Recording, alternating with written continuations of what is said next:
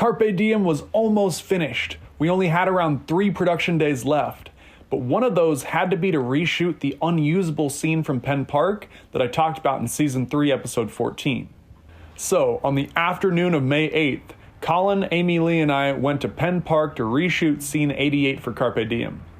To be honest, I'm not 100% sure if Alex Hackworth shot this scene or if I did, but it was finals week, so he might have been busy that day, so I think I was the camera operator. But either way, the scene went well and was much more flushed out than it had been when I'd had to rewrite it for only 2 actors on the fly. We got the first shot of the day at 2:45 p.m. of Jack Card and Amyleigh's character Alice walking through the park across the bridge with the waterfall. This was scene 88B, made to show them actually spending time together and exploring the natural chemistry they had, so it didn't just go straight from a casual conversation to, hey, come to my place. I thought it looked better to have the subjects get closer, so I got a second shot of them walking across the bridge, but this time ending with them walking past the camera. I thought it felt more dynamic and interesting that way. I got one lower shot of them walking through the shaded part of the walkway by the man-made stream, and then at 3:05 we got a shot of their feet walking across the ground and eventually sitting down on a bench, then panned up to see them talk while sitting on that bench in a 2-shot. This was now scene 88C, made to show them happy to have spent the time together and wanting that to continue. I got a second 2-shot without the pan so I could get it framed exactly the way I wanted it, and then by 3:15 I started getting Jack Card's close-ups. After 4 takes, I switched to Alice's close-ups, got 3 takes of her, and everything was going really smoothly so far. I also just happened to take the funniest photo in the entire film from that angle too. Then at 3:40, it was finally time to reshoot 88A, the original scene that was made to show Jack Card's interest in this woman and how they'd hit it off and seemed to have chemistry right away. I think the actors wanted to shoot that part last because they'd already done it once and wanted to get into the feel of where this relationship was supposed to go before they shot their introduction. I got a shot of Jack Card walking up to the water fountain where Alice was stretching.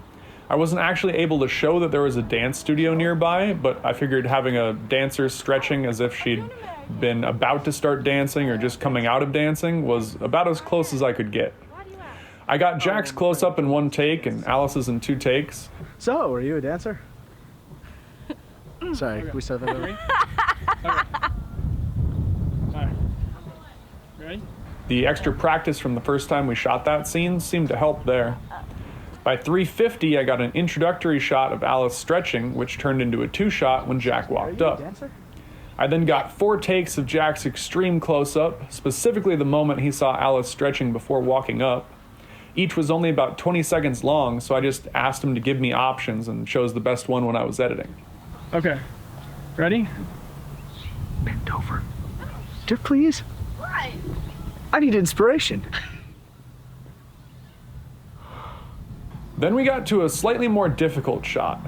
It took 12 takes to get the right shot of Alice stretching because I wanted to walk that fine line of, yeah, this should kind of be a male gaze style shot because it's basically from Jack's perspective of being physically attracted to her, but it also didn't need to be gratuitous or overly objectifying because that wasn't the point of this scene. I tried to get a good shot of Jack and Alice walking through the park from where the characters meet, and it ended with a moment of Jack putting his arm around Alice that felt, well, you can hear that for yourself. Wow, that was awkward. Yeah, no, okay. I scrapped that previous take and instead got a shot of the two of them walking through the area by the playground, kind of elbowing each other, which felt more playful and natural, and ended with them holding hands. But that ended up feeling like it progressed a little too quickly, so I ended up cutting that part as well. Just to make sure I had enough for a montage of them spending time together, the martini shot of the day was of the two of them walking across the little bridge over the man-made stream. That was a wrap on the scene, which felt significantly expanded from the original with both more meaning and a better character arc for Jack Card. If at first you don't succeed, try again, right? If I had given up after the first time we shot it, we never would have gotten the scene at all. And if we had gotten it the first time around, it never would have lived up to its full potential. So my takeaway from that is sometimes it's better if you don't get things right on your first try. A lot of us wish the CI had learned that lesson too, because the cafeteria food that night was some of the worst of the year. Klamer and the ALN crew were riffing on it and had some great quotes. Look at this scatological banquet. I always wish my food had a little more taste of horse. It really gives it that equine tang. But you'll have to tune in next week to hear about the consequences of shooting Carpe Diem. Are you an American? I am, actually. I love Americans. What's it like there? Well, everyone's are 10 feet long. Oh.